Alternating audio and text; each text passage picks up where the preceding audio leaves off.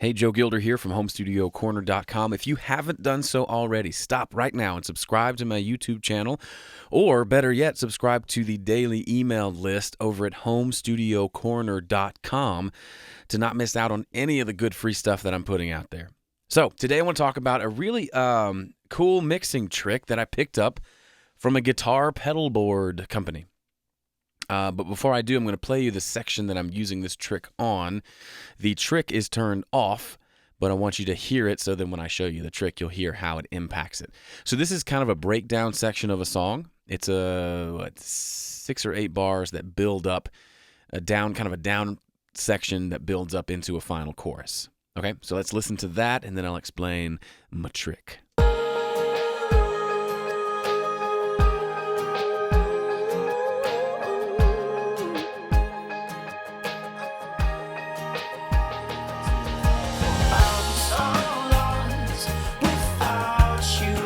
Okay, so you got the reverse cymbal swell, a reverse piano, and other things building and swelling into that section. So it sounds pretty good. It sounds fine right now as it is, but I wanted it to have a little more impact at that spot.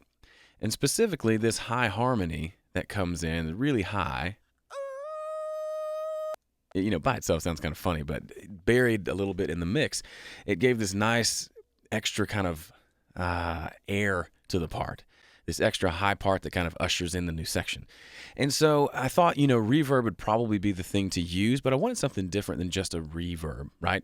So at the same time, I had purchased a couple of new guitar pedals for my pedal board, and here's a shot I posted earlier today. And the specific one that I stole this trick from is this Holy Grail Max from Electro Harmonics.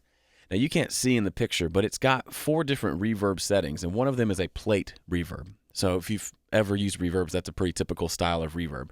What's neat about this, the 3 controls on this pedal are the blend knob, the mix knob, and then the time knob, which is how big of a delay it is, how long the decay on the delay is. And they showed in their videos when I was researching the pedal, thinking about buying it, they showed that if you turn the time knob all the way up, it becomes sort of an infinite reverb sound. So it decays by, 30 seconds or something ridiculous. And when you adjust the blend knob just right, you can play these tones on the guitar, and if you pick the right notes, it'll just continue to kind of almost loop the sounds over and over, and it sounds really cool for certain kind of ambient tones that you might want.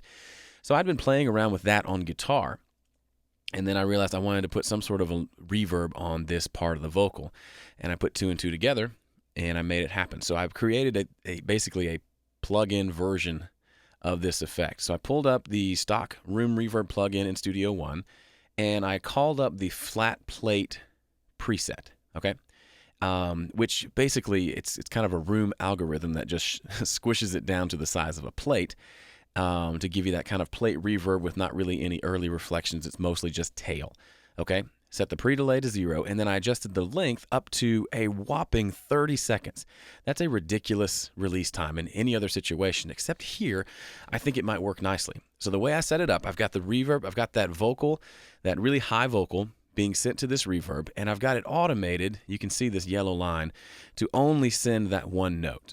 So we're not sending, once the chorus kicks in, we're not sending more sound, more vocal to that infinite reverb that we created. We're just sending it to here. And so the idea was that vocal will start singing, it'll fill up the reverb, and then that reverb will continue to play kind of over the rest of this chorus. It'll slowly decay over the last, 30 seconds or so of the song. And it turned out, I didn't know if it would work, but it turned out really nicely. So I've got it turned on. So let me go back and play that section for you and listen for that high vocal when it comes in right here. Listen to how it just fills up the space and makes it sound so much bigger.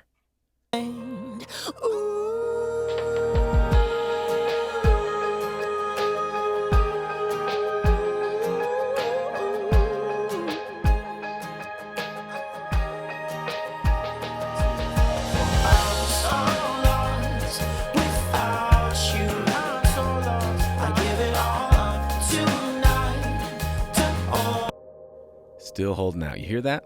I'll turn it up. Isn't that great?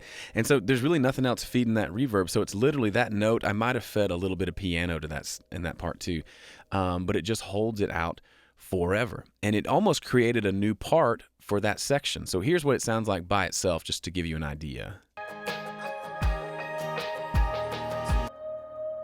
That wasn't really soloed. Let's try it again.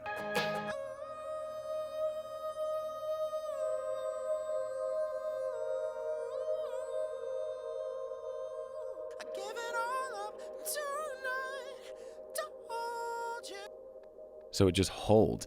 And when the chorus kicks in, it's like we added another like synth pad part up high that's just holding out a note. It just happened to work that the harmonies he was singing, the notes that he sang here, almost play a chord that is held out for the rest of the song. So it's so fun. I want to hear it one more time. So let's hear it again. Here we go.